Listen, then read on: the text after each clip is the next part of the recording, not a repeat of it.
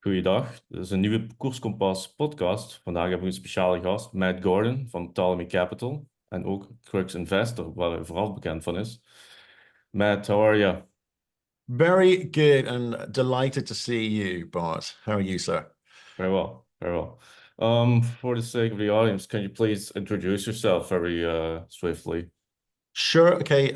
Matthew Gordon, ex-banker, investment banker in London, set up a company called Crux Investor about 4 years ago, looking to help some of the investment companies that we were putting money into. Also run a family office. We made our money in banking software, originally property, and kind of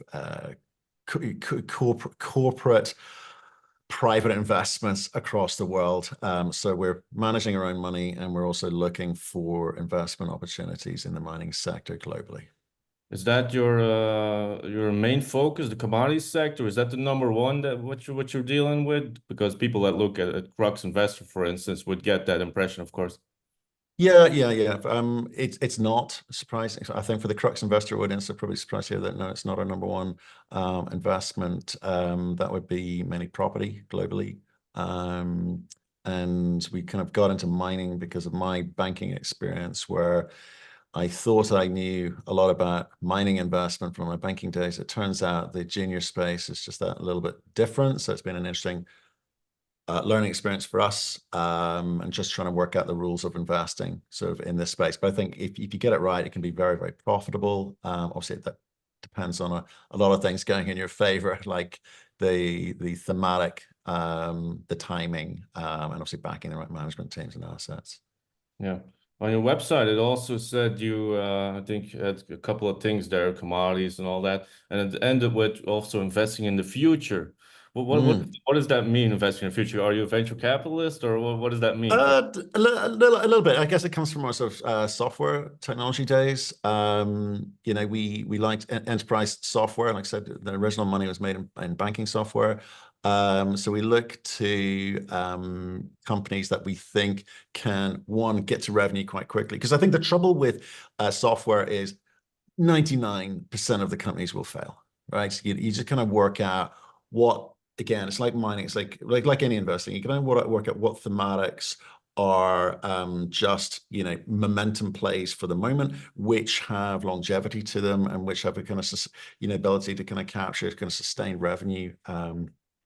So the enterprise software is an area that we look at. That could be anything from something simple. When you go shopping, you go park your car, you got to pay money into a machine to pay for a ticket for the car.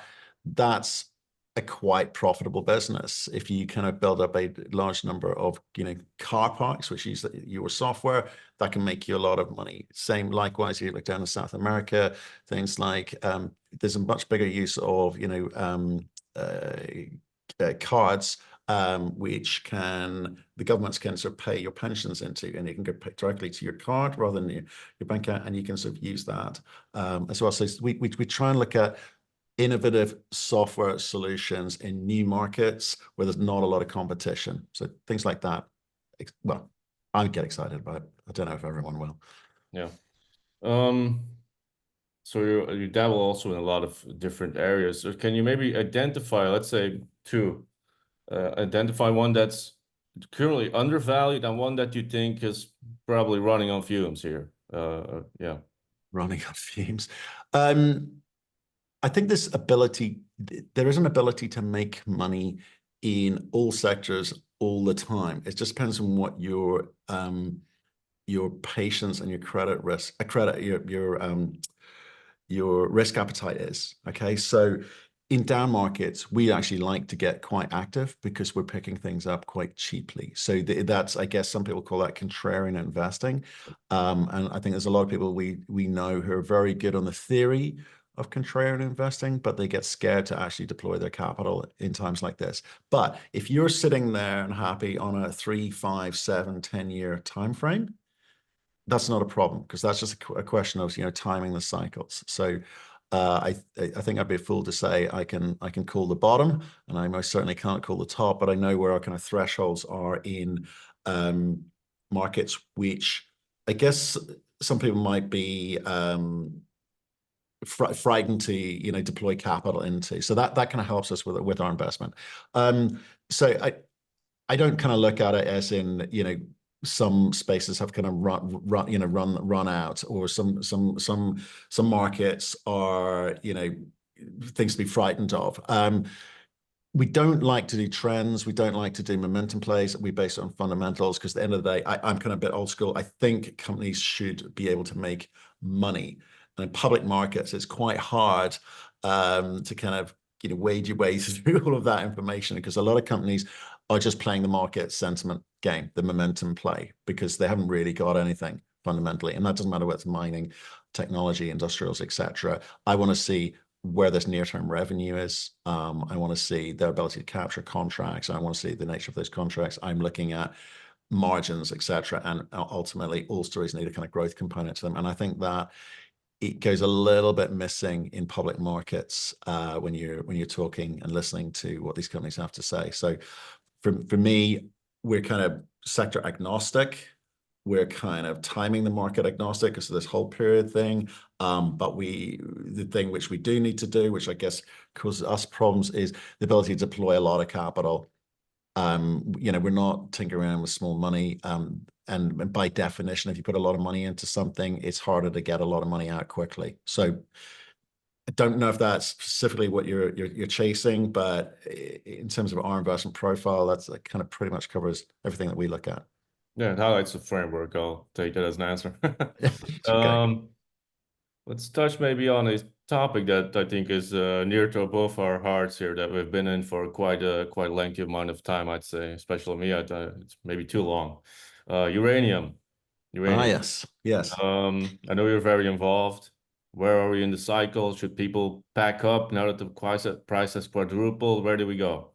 Okay. Well, I'm going to repeat a lot of things you already know, and I think a lot of people we both interview will say, which is, you know, we're at just the beginning of the innings. Okay, it's had a good run up over the last sort of 2 years in price. You know, trebled in price over the last 2 years. Hasn't been reflected in equities always. I think the companies that have been able to drive the equity stories have done that with their own activity. They've been busy on the ground. They've been making acquisitions. They've been able to kind of get in some big money to make those acquisitions, and they're kind of setting themselves up as an asset holder. I don't necessarily think that a lot of those I'm thinking of the UECs, the next gens, Denisons of this world. I don't necessarily think that all of them are going to get into significant or meaningful production anytime soon. But they've got massive asset bases, which is going to be valuable moving forward into this kind of massive supply demand deficit that you and I talk about a lot, because all we're seeing is supply destruction across the board. We've seen, you know, Eastern, I'm talking Kazatomprom specifically, mostly one of the biggest producer in the world. All of that stock heading east into China, doing deals with Russia. It's very much an east-west story now. And if we look at supply numbers in the West, I'm going to include Africa in there. The likes of Global Atomic, the likes of, you know, Bannermans and Paladins of this world, they're not getting into production. You know, well, Global will talk to you about 2 years' time. Bannerman, they haven't even pulled the trigger yet. Paladin have experiencing production issues over grade, etc. You know, America, it's never going to be a big producer of uranium. It's a huge consumer of uranium, but it's not a big producer of uranium. Canada needs to kind of get out of its own way. There's too much Regulation. That's the polite way of putting it. There's too much regulation there. So it's a very sort of complicated landscape, but the bottom line is, and to the heart of your question, is this a market which has got some way to run? Absolutely.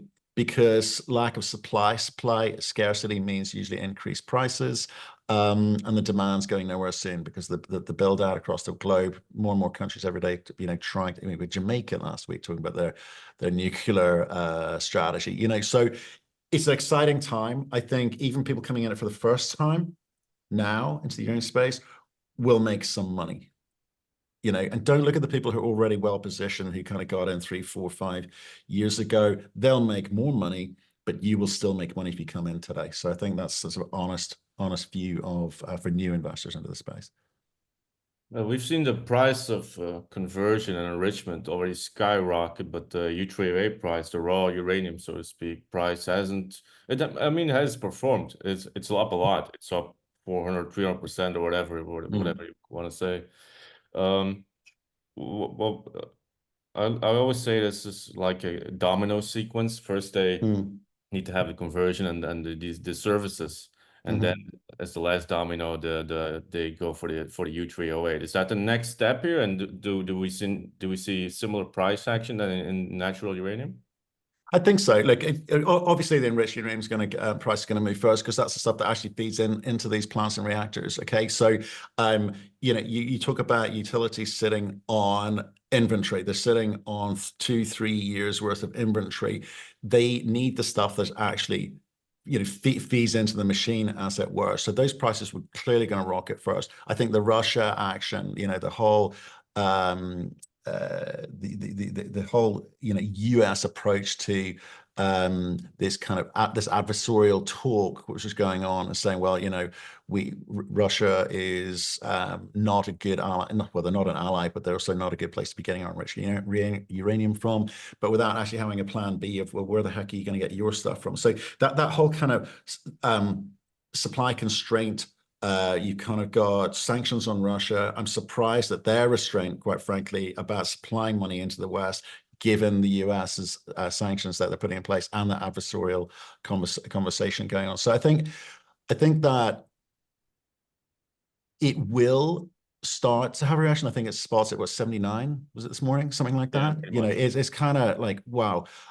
It seems nuts, but when you think it was at $35 18 months ago, maybe we shouldn't grumble. And sitting here at a slight reset moment is not shouldn't be a surprise to us. But unfortunately, we want more all the time. So I think for me, I don't know when it's going to move again. I don't know what the triggers are that's going to get it to move again. I know, use the commonly used analogy of it's a tightly coiled spring. It will go.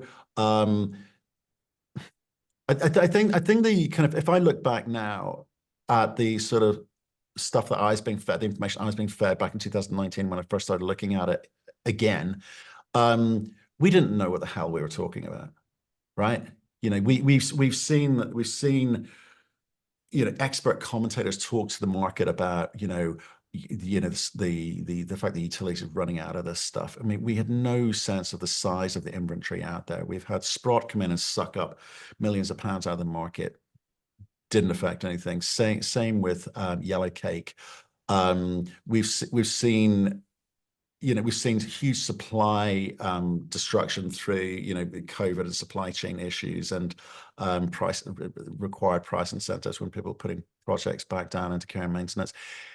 If without all of that stuff, we could have been another 5 years out in this process behind where we are today. That's the kind of truth of the space. What I think now is that maybe everything is now on the table and we can see what the landscape looks like. And I do feel that as a consequence, utilities are nervous about where this Western supply is going to come from. If China's sucking up everything out of Kazatomprom, I think the fact that companies are sitting back and playing that game of, well, we need price incentive. We need to see prices of, the companies will say one thing. I think the reality is another. I think, some companies will talk the game of, $70 is good enough for us. $80 is good enough for us. I think most of them need $100 plus. And there'll be others who argue the game of, well, why not play a little bit of game of chicken here and say, well, we'll hold out until the utilities go, they blink first. And maybe we'll get $130. It's a kind of, I think it's a kind of nil-sum game, quite frankly. So I think it's a very sort of confusing game that's being played. I don't think that the utilities will be able to hold out for much longer. I think next year we should see a move, but then again, we've all said that for the last 5 years. Yeah, the thing I derive most comfort out of, I would say, is probably the structure of the market, if you will. Its long-term reference price has risen for more than 2 years on end here, I think, without a negative month. and the volumes are really not there. Utilities are not really going into action in a big way at all. We haven't seen replacement rate contracting in a long time, and so the price keeps moving even on light volume. What are we going to see when the price doubles or triples the volume? I mean, that's yeah. Yeah, I mean, good question. Who knows? We can all speculate, and I'm almost slightly bored of the speculation. I want to see some price action. I think I joked a few months ago, and I got in trouble for it. Enough of the yeehaw language and a bit more of the fundamentals data. And I don't think anyone's got access to that data. The utilities are kind of famously very conservative. They don't share their side of the chessboard to anyone. And I think that what the companies say and what the companies do are two different things. So in terms of timing, I don't believe a lot of what a lot of the companies are saying. I don't necessarily believe the amount of pounds that they're going to be able to produce. So there's a lot of, which is good news, because it's saying to me that the supply side, it's not going to be better than advertised. It's going to be worse than advertised. And that's good news for price, right? In terms of the demand side, I do believe those numbers, because you've kind of got industry talking there. You've got actual build programs with actual money being allocated to it. So I don't doubt that these reactors are being built in the process of being built, or will be built at some point in the future. So if anything, the kind of makeup of the market is even better than the data tells us. On a fundamentals investor basis, I'm liking the setup for sure. What it does for price and when, who knows? I'm kind of lost the will to live when it comes to guessing. We'll have to wait and see. Of course, we'll be there for the action, hopefully. To close off the uranium chapter, I do have to ask, because I know that that you're also very involved with this, or have been, I'm not sure. Global Atomic. Yeah. Going on there? Is the DFC going to pull through, or are we all going to get burned further? I hope it does. I hope it does. Like, because they've made all the right moves, and said all the right things. But like, as an ex-banker, I can tell you, you mentioned the word coup to me. I'm out of there. Right? Most coups in Africa, and there's a lot, there's like over 90 have happened since 1970. They happen all the time. It's a transition of government thing. Okay. So don't look at it as some sort of war-torn country. Just look at it as there's a change in government from the people. So, we in a democracy might think differently, but, we don't get to dictate how other countries run themselves. So coups make us in the West nervous, make me as a banker nervous. I can see why the DFC is nervous as well. They want to see how this dust settles, what those relationships and conversations between the junta, I think is we're impolitely calling them, the new government, are going to do. Obviously, they made their intentions known with regards to their views about the French and their overlords, and also the US for interfering. Now, that's opened the door for things like Russians and Chinese and coming in the other side to come in. But for these guys, these countries on the ground, and I've worked in 25 countries in Africa with sovereign wealth fund structures, etc. For them, they just care about the money. Show me the money, right? So, and I think Global Atomic have been very good at showing them the money, in the sense that they've got on and done what they need to do. And Global's been a tough one. That did the zinc market go away from them? Right. So, that was meant to be an annuity stream of cash for them. We had earthquakes affecting the kind of speed at which that side of the business kind of worked. And obviously, I think probably 3 years behind in terms of the revenue and annuity stream that's going to come from that. So they've fought through that, the supply chain issues, markets closing down, equities coming off. But they've kept motoring, and they've been building stuff up on the ground. They've got through NGO ambushes. Stephen Roman, phenomenal individual, just relentless, getting on with it. Seems quite quiet and unassuming, but he's getting on with it. He's building relationships in countries. So I think that one will get over the line for sure. Whether the money comes through in Q1 as advertised, because it's already 6 months behind, I don't know. It depends what happens in the world. Are there alternative financings available? Sure, go to China. And again, if I'm a shareholder of Global Atomic, I don't care. Just give me the money, right? So I think that's that. Obviously, GoviEx in country, they've not been able to move things forward. They have not been able to raise money when they wanted to.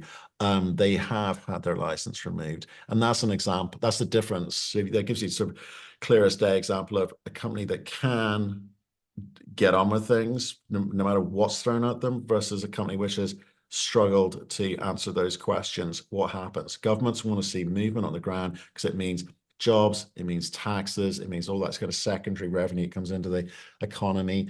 And whenever I've worked in Africa, that's all they care about. Just stop talking, show me. You see, let's say the DFC pulls through here, right? Mm-hmm. Global atomic stock is great value here. Oh, yeah. Yeah, you just take a look around, you just do some comps about people. There's no one, sorry, there's less than a handful of people who are as close to the production as that, right?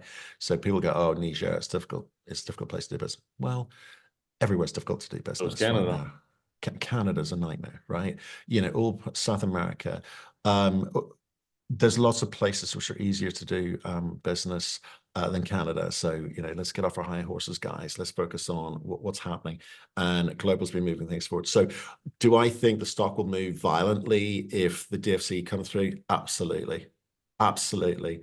I don't know whether it's 2 times, 3 times, but I tell you what, it's more than is in your bank account. Your bank account will give you, whatever that is, 4% these days. So, yeah, I'm looking forward to that one. For Yeah. sure. So it should be on the horizon somewhat, let's hope at least. That's something that's also very close on the horizon. Actually, it's today, the US election. I have to mention it, of course. I have to mention it. I can't, do a podcast I love it. over here on I love election it. day. What do you think is going to happen? Who's going to pull through here? And what are the implications going to be for markets? Well, I can do the implications better than I can do the forecasting of who's going to win. It's a tight race over there. Everyone's picked their side a long time ago, and I doubt much is going to change your mind. Okay, but what happens if Trump wins? I think the markets will react positively, more broadly. I think, in fact, I need to say this first. For bankers, like we didn't do anything for 6 months before an election in the US ever, because you wanted to know who was in power and therefore what the rules of the game were going to be. And then you could create products to take advantage of those situations, right? It's not a case of, oh, no one does anything because they think one side's better than the other. They don't care. Bankers don't care. It's just like, I just need to know what the rules of the game are, and I'm cleverer than everyone in the room, so I'll come up with a product which is going to be able to take advantage of that, whatever scenario is put in front of me. That's how bankers think. Okay. In case of us poor, retail investors, what we're thinking is this going to help the equities market start to move forward at pace?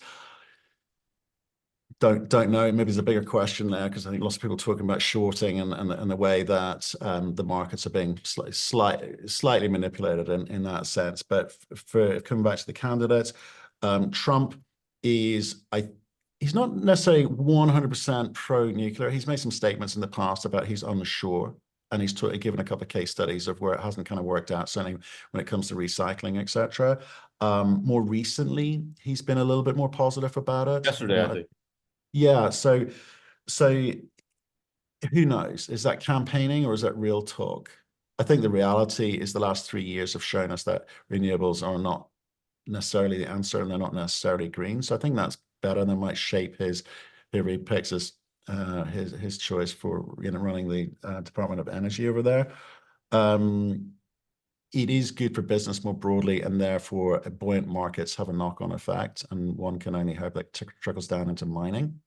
It might be more infrastructure build out. There might be businesses who need what the mines produce. Who knows? Kamala, she is what just might be more of the same, in which case I guess it's good news for based on Biden's politics of the last 3.5 years, it's good news for nuclear more broadly. So maybe there's not so much change there. Maybe that's easier to read. So whoever wins, I look forward to getting it out of the way so we can actually get on with the business of investing and running our companies. Yeah, I generally say that the impact of elections or who's in office is the impact on the economic cycle is generally overstated, so it probably won't matter too much, but certainly it'll matter a little bit here and there.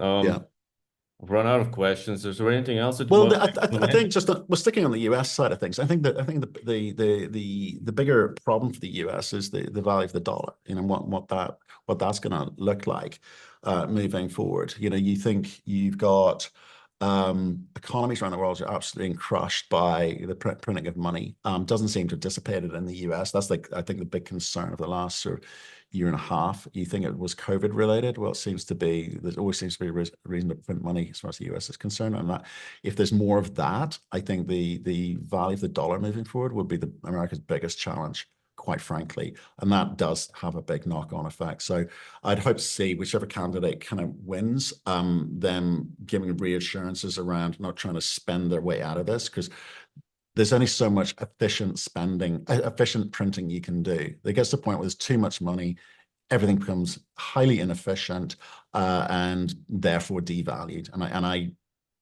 I think that seems to be where America's heading. I just came back from a 2-week visit there. We were looking at a few things over there, talking to a few people over there, and I tell you, all is not rosy over there as far as the business community is concerned. So again, I think they'll be delighted to see the outcome of this election, and more importantly, see if it's a Democrat win, be much clearer about their policies for the business community, driving growth, and less about the kind of social aspect of, you know, the kind of fluffy side of running the economy. Personally, I think Trump's been a bit clearer on that, but he might be a bit harder to swallow as a personality for a lot of people as well. So you kind of devil you know, or the devil you don't like, however you want to view it. Right. Gold has been rallying. That's certainly a consequence of some things relating to politics and whatnot. Does that continue? I think it does for a while, but it's most of the buying's being by government, right? Central banks and government. So at some point, maybe they feel they have enough. And what does that do? What's the knock-on effect when they stop buying? Is the retail buying from India, China going to be enough to kind of sustain that continued growth? I don't know. It kind of feels like there might be a correction at some point. Again, it might be post-election. I don't know, and that's why I said that the value of the dollar really comes into the equation here.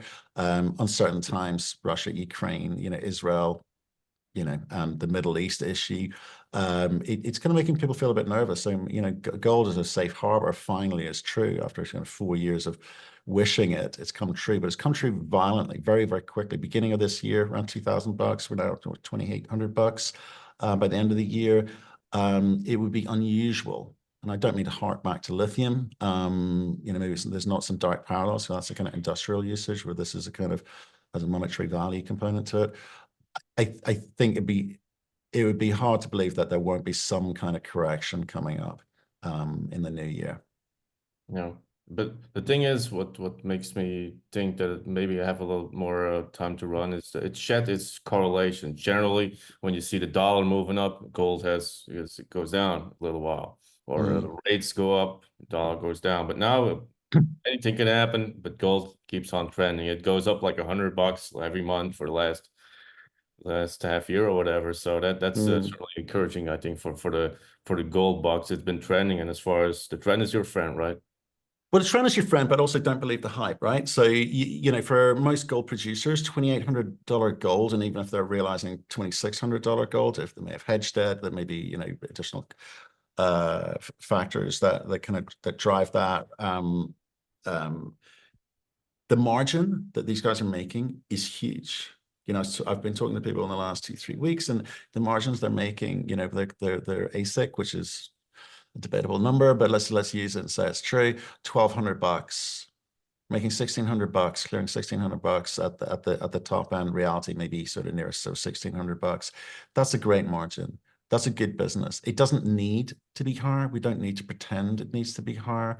And I'd rather have that kind of cautious, conservative view of the market than rather needing it to be significantly higher. So there's all too many businesses. Like I was talking to one, I better say in the last month, I won't tell you when. In the last month, you know, their actual costs, 2,200. If the price of gold was what it was at the beginning of the year, they're losing money, obviously. So at $2,800 gold, and I think they're actually realizing something like 2,650. They're making enough money to just get by. But if your costs are significantly lower, at 1,200, 1,300, 1,400 level, it's a good time. It's good enough. So we don't need to, like I say, I'm a bit more cautious. So I'm not a gold bug. I like gold. I'm back in gold this year for the first time in 3 years. I even like silver, and I've never really been a silver bug. Maybe not a silver bug now either, but I'm certainly invested in silver because I think it's working now. The industrial usage thing, I believe now. I didn't believe it 3-4 years ago. The numbers on the solar stuff is good. So yeah, I'm kind of like, I think there will be a correction in gold. But it's difficult. I don't want to be one of those sort of I don't want to join that sort of slew of economists who sit on either side of that argument, and there are lots. I don't think the economists will get it right. I don't think I'll get it right necessarily, but I'm enjoying the moment right now, though. Yeah, very interesting times, exciting times for sure. What about you? What are you investing in? Mostly uranium. Mostly uranium. Yeah. I mean, have been for years now. I got in a good time years ago. Managed to pick the good stocks. So, which included Global Atomic in the start. It isn't a great stock anymore, but I'm hoping it will be again soon. But anyway, yeah. Try to be rather aggressive in one or two sectors at the most. I try to concentrate and do it that way.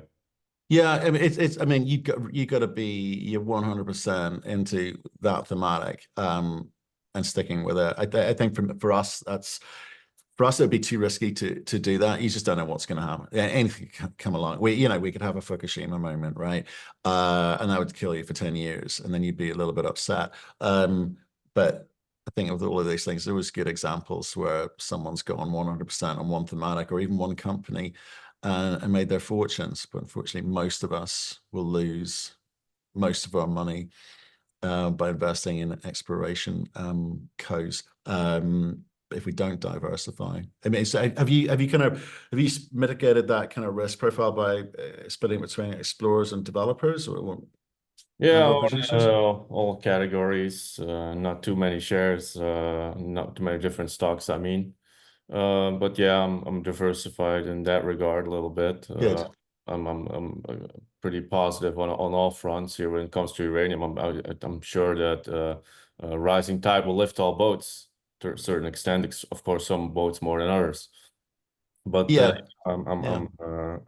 I think in a way, if I were to diversify beyond uranium too much and get into sectors that I don't know, I'd be like diluting my investment strategy in a way. That's the way I think about it. I try to find a couple of things that I know well and try to focus on it and just put a lot of eggs in one basket and watch that basket very, very carefully. And you raised an interesting point there, because I think I was talking to a company end of last week, and we were talking about where they see their all companies want to see increased buying and increased liquidity, right? They want to see more people buying and buying on a daily basis, because it kind of helps. That liquidity is quite a good thing for companies. And we're talking about, what they wanted to kind of focus their register on. And I said, are you looking to get more institutional investors in or retail? And they want a bit of both. But on the retail side, it's quite interesting. They said, oh, we're spending most of our time on Twitter, because there's lots of conversation on Twitter about pick a commodity. I'll say silver in this case.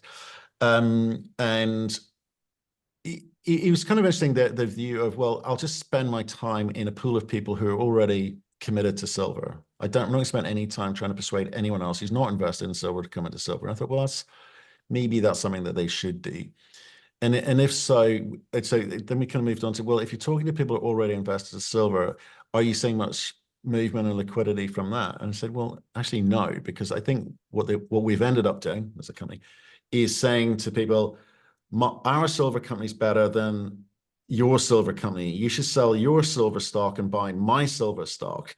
And of course, people are going, well, the psychology there is like, well, I've already committed to this other company. I don't have much disposable income. I don't have, therefore, much discretionary spend to be able to buy you as well as these guys. So I'm going to stick with what I've got. And I just think that's kind of an interesting sort of strategy from,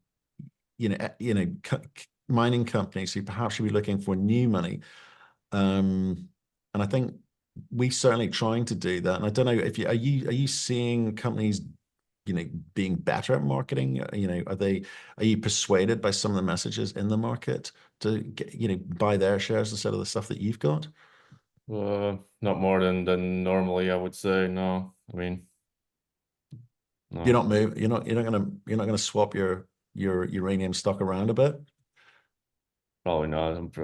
I'm try to stick with the companies that I know, and then I mean, I I think I I think don't that's trade right. around a lot. I don't just jump from one horse to another. I try to Yeah, I tend to be a little sticky in my positions here. I think I think that's normal. I think that's normal. Why wouldn't you? If you've as done the long as the work at the thesis works beginning, and, right? and it makes sense, I try to stick with it. Yeah. Yeah, if you've done your work at the beginning and say, I understand this company, its business plan, its strategy, I agree. I've looked at the asset, it's good or as good as anything else out there. Why would you move? Why Yeah. would you move? Yeah. If you're making it up as you go along, maybe you're not so sure. It's a Yeah. I different mean, conversation. I think yeah, you might not remember, but I think I told you like I was investing in Encore Energy Yeah, like yeah, years ago. yeah. I mean, Must I've have been was great was for you. oh, yeah, it was good. It well, it also had volatility in 2022 as with every asset class on Earth, pretty Yeah, much. yeah, But I mean, I still like the long-term plan. I'm still invested, and I still think it's gonna maybe go to $10 or whatever Canadian before this is yeah, over. I try to ride out the volatility. I'm not maybe well, I try to differentiate my trading strategies from my investor strategy. When I'm investing, I'm really investing for not for 1 year or 2 years. I try to yeah. get early and get out when things are getting crazy, which is Good. not And a good thing. and with Encore, you kind of bought the man and you bought the idea, right? Because they didn't really have too much back then, really. Yeah, that's true. I bought the idea. I thought, well, this what at the point when I got in, it was actually more of a shell company, you could argue.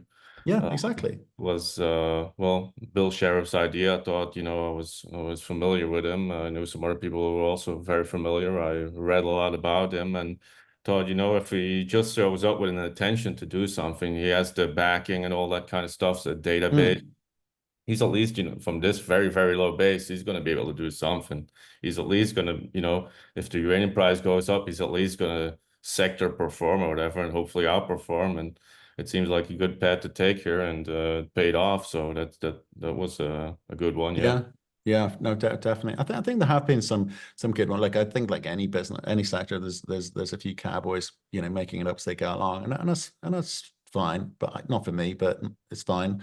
But there are quite a few good guys in it for the right reason, building some stuff. I mean, my recent favorite one, ISO Energy, and what they're building, because I mean it's been such a jigsaw puzzle coming together, starting with ISO, and then I think the guys they went off and bought, oh God, is it E92? No, 92 Energy, um, and something else, and I think it's called Latitude, and then they've kind of bought Tony M Mines. They've kind of sorted out there and put they're a good one. I have to say, like I'm not into them. I don't hold stock in those. I have nothing to do with them, but I like what they're doing at the moment. They've got a ways to run as well. Have you got them? I don't. ISO Energy? No. Okay. No, yeah, as I said, I mean, I try to stay with the people that I know, the projects. I have Yeah. something similar, like the Encore bet that I made 5 years or so ago. I recently bet on it, thinking it can maybe go up like a hefty bunch, hopefully. Yeah. Yeah. Um, but yeah, I try to stay with the same things. Hopefully, Encore, Global Atomic can gain Yeah. some, gain some traction again, and because that, of course, has been a little bit of a void in the portfolio, that performance that should have been there that is not there. Yeah, and just coming back, it made me think while you were talking. One of the questions you asked earlier about, where areas where we're looking. Obviously, copper. I think as a thematic, if you're buying copper, if you're buying a thematics as a starting point, copper is something I would encourage people listening or watching this podcast. I'd look at some copper plays. There's not a lot of good copper plays. If you mention copper, you have to have an opinion on China, right? Yeah, for sure. For sure. Absolutely. In terms of their ability to consume, it does move the market But what's your considerably. opinion? What's my opinion of China in the sense of what will it do for copper or what will it Yeah, do yeah. globally? Okay. But copper, obviously a big consumer in terms of infrastructure play, and obviously that took a bit of a knock earlier this year.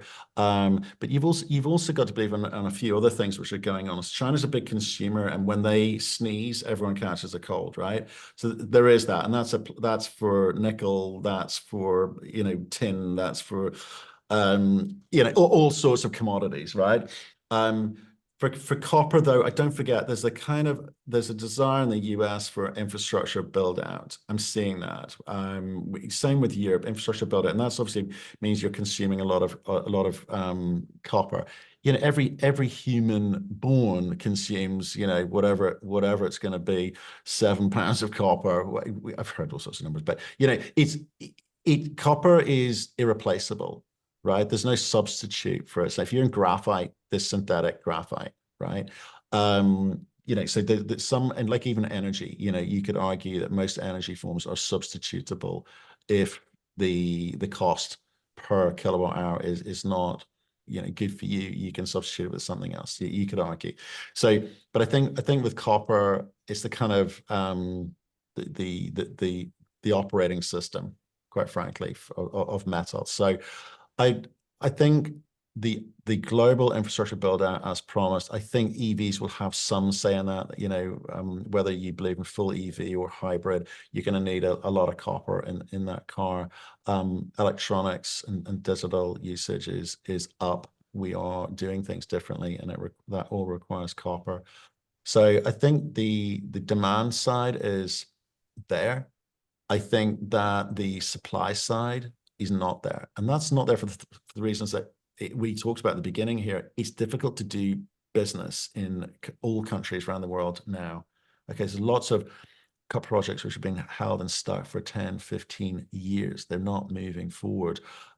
Those copper mines that do exist, you're having to dig down deeper just to access lower grades. So that's not happening. So we need more copper mines for sure. I think that the copper market hasn't got the kind of supply to meet that demand going forward. So I'm a big fan. How long does it take to get a copper mine going? 20 years, 30 years? I mean, yeah, I saw something the other day from one of the banks, and it said it used to be 15 years ago, 20 years ago, it used to be 12.3 years. Now it's 18.6 from discovery through to production, first pour, as it were. That's a time frame thing, and you could argue, well, that's fine. It's there. It'll happen. It just takes 6 years longer. So that's one thing. But time, your investors will need to think about this. Time is money. An extra 6 years in transition through to production is really expensive because you've borrowed money along the way. You've diluted yourself along the way, and that's the killer for a lot of these companies. And that's why sometimes the first, second, third, fourth iteration of companies don't make money. Is the guy comes along and picks it up cheap at the end of that process. That's probably going to make them money, and that's across all commodities. So, yeah, I think mining's tough. Don't think this is easy breezy. So, well, you feel it. We felt it. Exploration companies, statistically have more chance of falling over than making it, like by significant, like 1 in 3,000, right? That's sort of quantum, right? So that's why when you pick Bill Sheriff, Encore, you pick the man who's been there and done it before with a big idea, and therefore you were right, he's done it. You go pick up some team who's never done it before, and they may be in the room, but they weren't the one making decisions. I wouldn't be backing them. Statistically, I wouldn't be backing them. I think their historic performance wouldn't be backing them. They've done nothing to prove that they're going to make me money. They're more likely to lose me money. As an investor, and that's my first question, are these people going to lose my money? That's the first question I ask. And if I can get past that, then I'll ask, well, how are you going to make me money? Yeah. So Great traders also say first you protect your ass, and then the upside will take care of itself. there you go. And it's always been true, and it will always be true. Yeah, yeah, that's right. Maybe let's leave it off. Maybe Yeah. questions just jump to mind. Maybe where the nuclear investor meets technology here. Are you familiar with companies like Lightbridge and ASP Isotopes? Because I'm there's not. I'm no. not. Tell me more. Tell me more. Oh, I was asking. I was trying to get you to ask me to elaborate. Seems to Well, be. there's going to be secondary and derivative companies off of this whole nuclear renaissance that we're going through for sure across the board, and we kind of write about a few of those most days. But the rules will still apply. You need to work out what problem they're solving, and does it need solving, and can they get contracts, and can they get contracts, long-term contracts into this space. And the trouble with, a renaissance, it also suggests a nascent industry, a young industry, which is learning along the way. And the trouble when you're learning is you fall over a lot. And, you don't want to be in the investing into companies that fall over. You want to choose the kind of successful ones. So fundamentals apply. Have they got long-term? Is it solving the right problem? Have they got long-term contracts? Can they make money? Where is it going to come from? And can the management team execute on their idea in a sustained way? So, I think secondary and derivative type sectors scare me a little bit because I don't understand them enough. It's not to say they won't work. It just means I don't understand them enough, so I stay away. Yeah, ASP Isotopes has a collaboration agreement of some sort with TerraPower from Bill Gates. It was announced Yeah. like a week ago, so that's probably something to keep an eye on. Even though it's far above my pay grade, I'm not smart enough to do that kind of stuff, but I'm Yeah. keeping an eye on it for sure. Well, I think TerraPower is quite good news because theoretically, technology, great. They've got a lot of money behind them. Great. In fact, more important, access to government, great. It's in the US, great. So there's a lot going on there, but they still got to execute. Yeah, Okay. Just because it's Bill Gates doesn't mean it's going to work. absolutely. That's true. Matt Gordon, thank you very much for taking the time to talk to me. I appreciate it. And maybe we'll do this again sometime in the future. For sure, for sure. And good luck. And like say, if any further questions you want to send me or anyone wants to ask me, go through Bart, not a problem. And we'll see you soon. Thank you very much. Cheers.